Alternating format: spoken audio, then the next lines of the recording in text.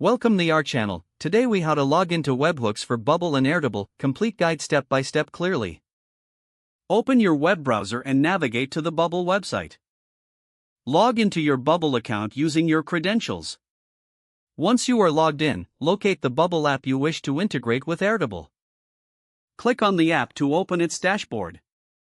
In the left sidebar, find and click on the API section.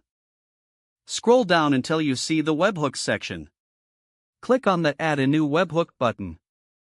You will now need to configure your webhook settings. Choose a name that reflects the purpose of your webhook.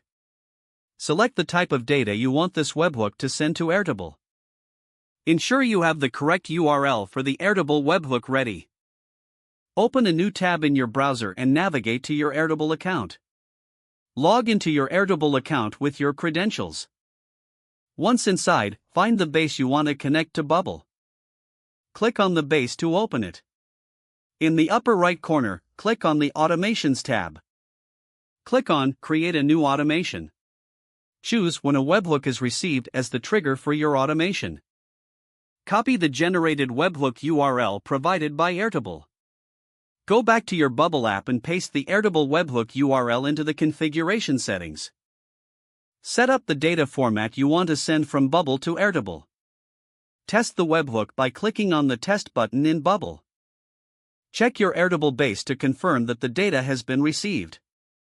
If the test is successful, save your webhook settings in Bubble.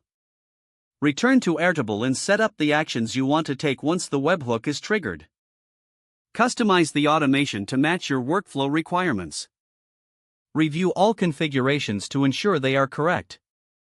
Run a final test to confirm everything is functioning as intended.